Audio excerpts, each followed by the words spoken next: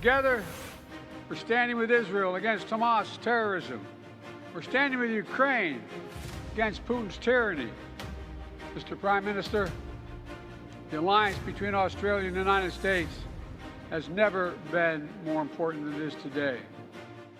Welcome back to America Decides. President Biden is hosting Prime Minister Anthony Albanese of Australia at the White House today. In a joint press conference, Biden called Australia a, quote, anchor to peace and prosperity. Nancy Cordes and Paul Salem join us now. Nancy, of course, CBS News chief White House correspondent. Paul is the president and CEO of the Middle East Institute.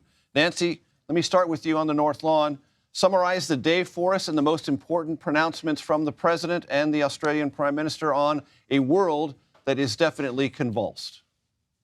The most important pronouncements from the president definitely had to do with the conflagration we're seeing in the Middle East right now, a conflagration that White House officials very candidly are concerned could grow into a wider conflict that draws in neighboring countries and the United States itself. The president said in that press conference today that while he supports Israel's right to defend itself, that he is concerned about innocent Palestinians being caught in the crossfire. He is concerned about humanitarian aid making its way to them.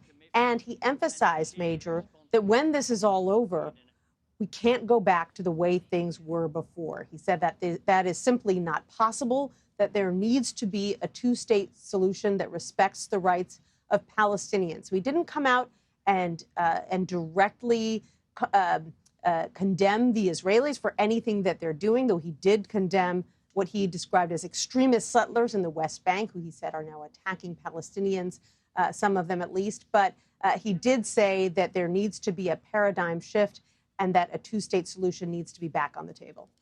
Paul, I want to play for you a soundbite from the president's press conference in the Rose Garden today along the lines of what Nancy just summarized. Let's take a quick listen.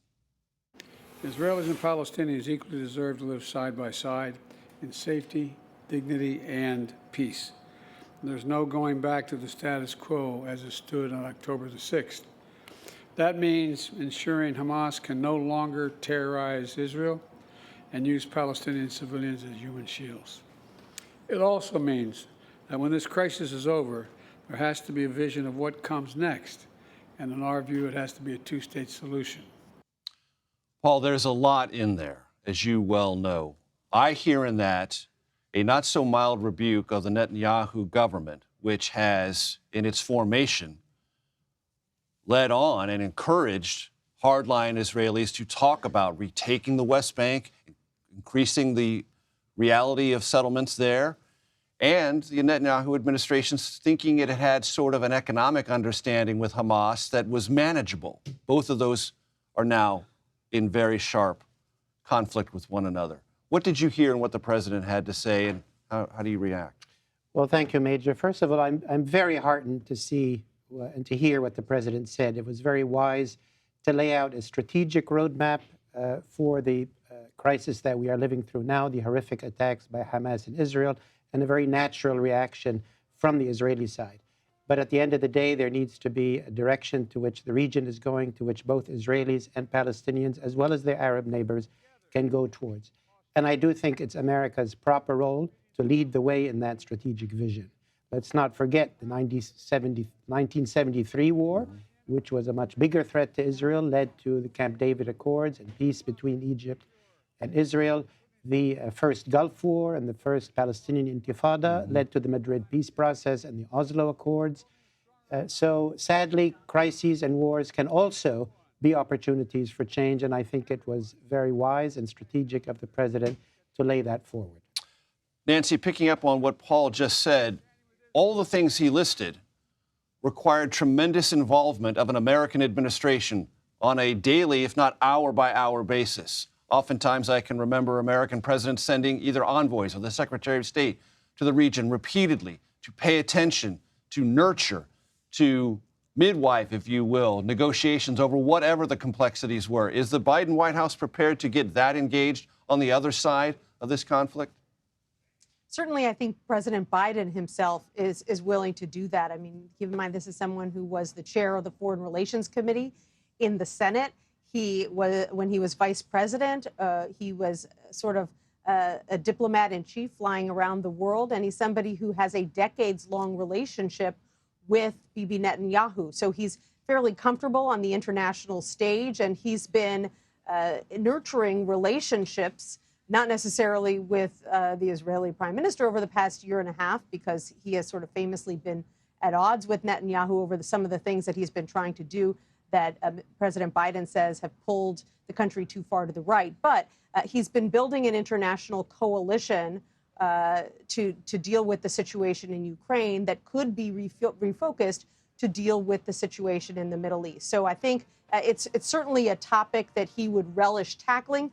Whether he can make more progress than past U.S. presidents have been able to do remains to be seen. That is an extremely tall order, as I'm sure Paul can tell you more than anyone.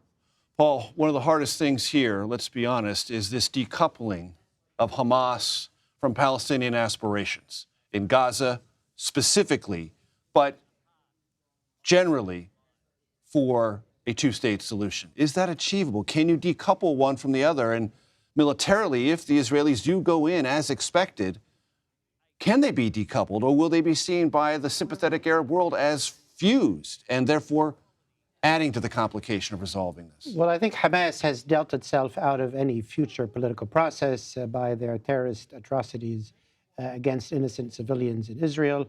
I don't think they will be part of any future political arrangement. They might survive in Gaza or parts of Gaza, but a political future between the Israelis and Palestinians and their Arab neighbors, brokered by the U.S., will largely have to go through the Palestinian Authority and will have to largely include concessions on the West Bank, as well as new arrangements in Gaza or parts of Gaza. Will that mean some way to rehabilitate the image and the efficacy of the Palestinian Authority? Because one of the reasons Hamas exists, as you well know much better than I do, is it is viewed as a better choice by some Palestinians than what they regarded as a weak or corrupt Palestinian Authority. Well, certainly the Palestinian Authority has deep problems. It hasn't held elections for the longest time. The current president, Mahmoud Abbas, has far outlived his legitimacy. It needs to be politically rehabilitated.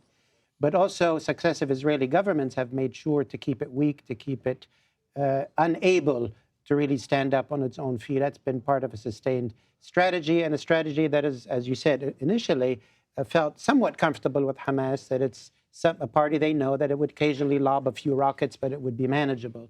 We have to think of a radically different future, a future where the Palestinian Authority is given much more encouragement and support. It needs to reform its own self internally. But we're also in a new positive moment where most of the Arab countries are in an orientation of peace towards Israel and towards any future Palestinian state, unlike 30, 40 years ago. So this should be a better moment to approach these issues than in previous times. Should be. We'll see if it is. Nancy, very quickly to you, reaction at the White House to the fact that the House now has a speaker.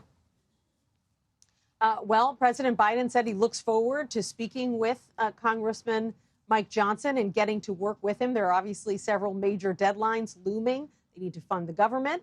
They need to figure out what they're going to do about a package of aid that the president has asked for Ukraine and Israel. And they'll be starting from scratch, essentially, Major, because the president and Mike Johnson really don't have much of a relationship at all.